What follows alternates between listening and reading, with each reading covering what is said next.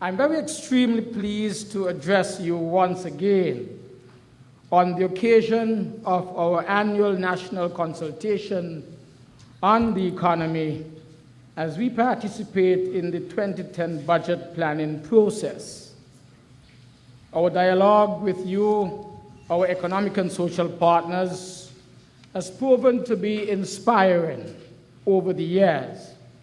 And this is one of the reasons that we return consistently to seek your input on the building of our nation in a sustainable manner. The theme for this year's consultation, as you've heard, is turning our challenges into opportunities for reform. We would all agree that the world is being confronted by an unprecedented number and degree of difficulties at this time. We have been faced with natural disasters of various kinds.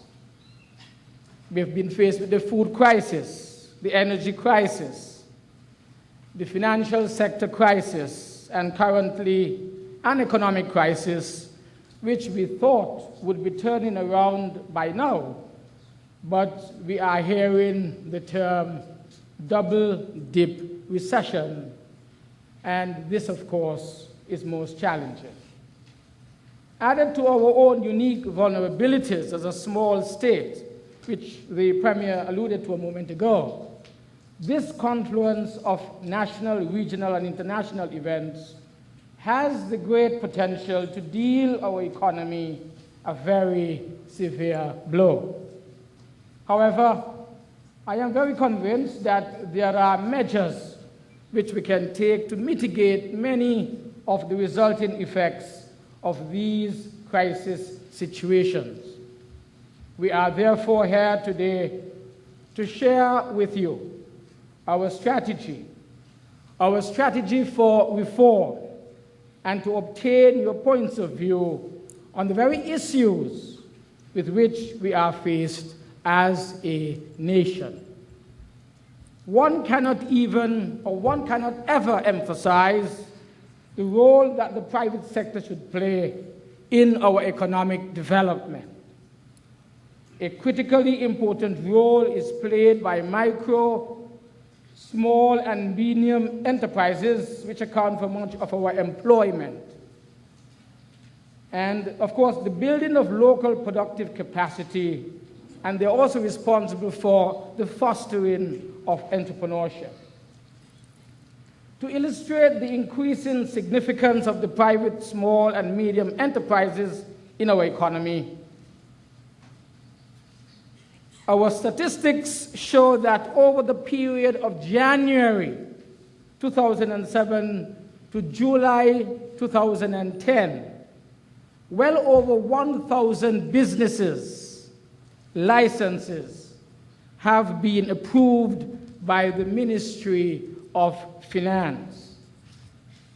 In 2009 alone, we are told, some 359 such applications were already approved.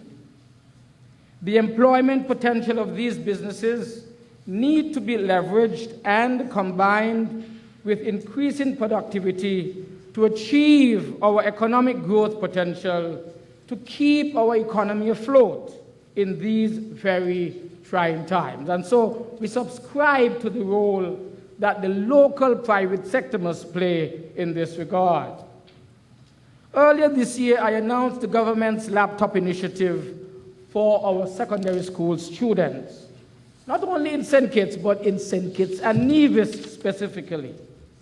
This activity was not dreamed up in isolation of any strategy for the economic advancement of our people.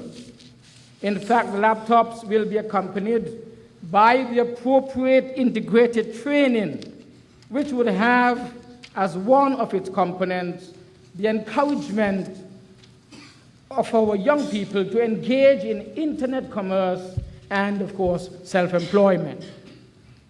This is an area that the private sector will also be able to capitalize on, as any additional training which our young people acquire can only redound to the good of the workplace and, of course, for the good of our economy on a whole. You would have realized that although the focus of the consultation is on the area of fiscal and financial sector reforms, a special section is being devoted to social safety nets. This demonstrates the caring and compassionate nature of my government, as we are very much aware that in any fiscal or financial crisis, it is the poor, the very poor, the elderly, and the youths who are the more vulnerable. Therefore, it is our aim to ensure that none of our citizens, none, falls through the cracks, even as we seek to deal with these very pressing challenges of today. To do nothing, I emphasize, to do nothing in the face of our challenges is not an option for us. For sticking our heads in the sand like the proverbial ostrich would not cause our problems to disappear here in St. Kitts and Nevis. We believe that opportunities for comprehensive reform sometimes come disguised as challenges, as crises, or as problems. We are therefore ensuring that these opportunities, that they do not pass us by.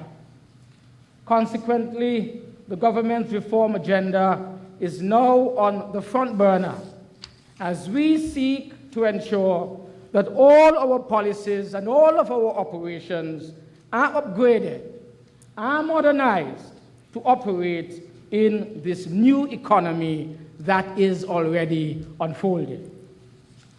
We must bear in mind that the reforms which we will discuss today are not just intended to have a fiscal impact in the form of savings. We also intend to introduce reforms that would allow us to use our limited resources to achieve maximum benefits.